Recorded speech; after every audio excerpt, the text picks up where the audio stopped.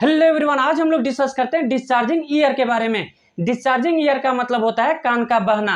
कान का बहने का मेन कारण क्या होता है, इसमें कौन सा सिम्टम्स पाया जाता है, कान बहने पर हम लोग कौन कौन सा मेडिसिन ले सकते हैं, इस सब के बारे में आज हम लोग डिटेल से जानेंगे।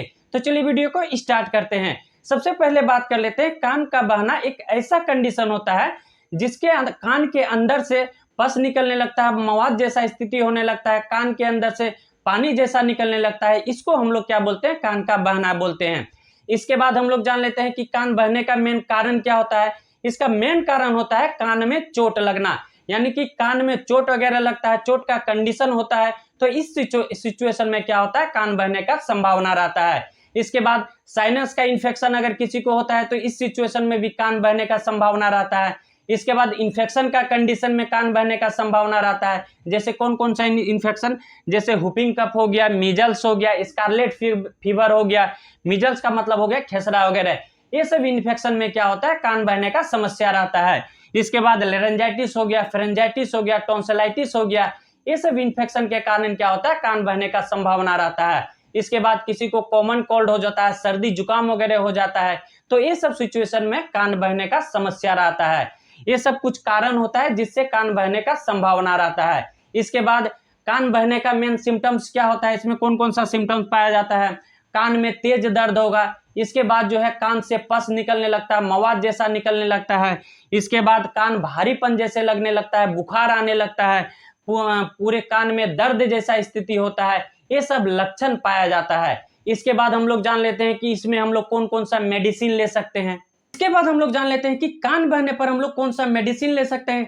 इसका जो है ट्रीटमेंट पेशेंट के सिम्टम्स के आधार पे हम लोग इसका ट्रीटमेंट करते हैं, और इसका डोज जो है पेशेंट के कंडीशन के अकॉर्डिंग इसका हम लोग डोज का डिसाइड करते हैं। तो सबसे पहले हम लोग कान को अच्छी तरह से साफ करते हैं। साफ करने के बाद इसके बाद जो है हम लोग क्या होता है, कान के अंदर से पस निकलने लगता है, मवाद जैसा स्थिति होने लगता है, घाव का कंडीशन हो जाता है। तो इसको दूर करने के लिए हम लोग एंटीबायोटिक्स का यूज करते हैं। तो कौन सा एंटीबायोटिक अच्छा काम करता है, इसमें जो है मॉक्स कैप्सूल अच्छा काम करता है। मॉक्स कैप्सूल 500 mg में आता है। इसका कंपोजिशन हो गया एमोक्सिसिलिन, जो 500 mg में आता है। इसको कितना दिन तक देना है, इसको हम लोग 3 से लेकर 5 दिन तक दे सकते हैं। तो इसको किस तरह लेना है, इसको जो है एक कैप्सूल करके सुबह शाम ले सकते हैं। इसके बाद मॉक्सिकाइंड सीवी 625 mg में आता है। इसका कंपोजिशन हो गया एमोक्सिसिलिन पोटेशियम कुल्बिनेट। इसको किस तरह देना है, इसको जो है एक टेबलेट करके सुबह शाम दे सकते हैं।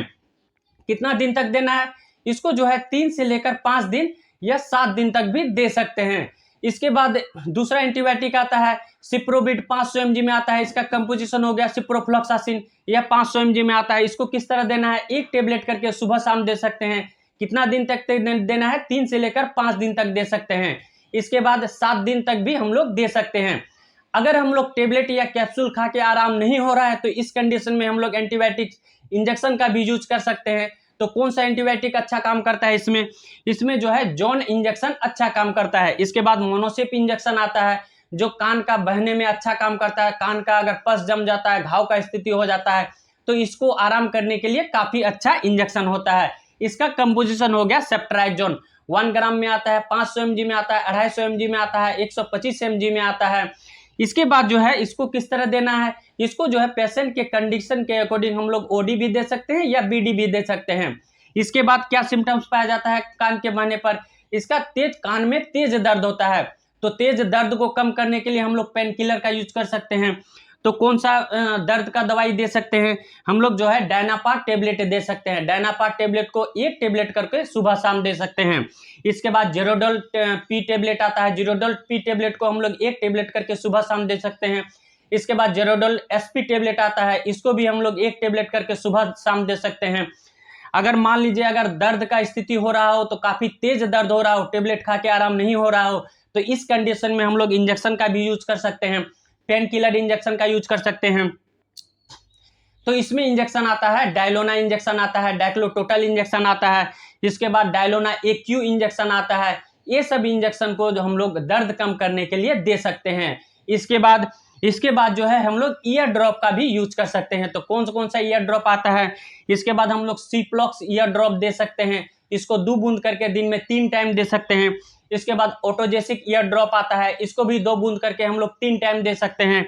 इसके बाद ओएटेक एसी ईयर ड्रॉप आता है, इसको भी 2 बूंद करके हम लोग 3 टाइम दे सकते हैं। इसके बाद अगर कान में अगर फंगस जैसा स्थिति हो गया हो, कान में खुजली जैसा, इचिंग जैसा स्थिति हो गया हो, कान से अगर पानी जैसा निकल रहा हो, तो इसको दूर करने के लिए कैंडिड ईयर ड्रॉप आता है। कैंडिड ईयर ड्रॉप को हम लोग दे सकते हैं, इसको 2 बूंद करके दिन में 3 टाइम दे सकते हैं। ये सब कुछ ईयर ड्रॉप आता है जो कान के लिए काफी अच्छा काम करता है, और ये सब मेडिसिन हम लोग कान के इन्फेक्शन के लिए हम लोग दे सकते हैं। इसके बाद जो है हम लोग ये सब मेडिसिन ले सकते हैं और कान को अच्छी तरह से साफ रख सकते हैं। इस तरह से हम लोग जो है कान का इन्फेक्शन से बच सकते हैं। तो आई होप वीडियो आप लोग को अच्छा लगा होगा। अच्छा लगे तो वीडियो को लाइक, सब्सक्राइब, कमेंट कर दीजिएगा। थैंक यू, धन्यवाद।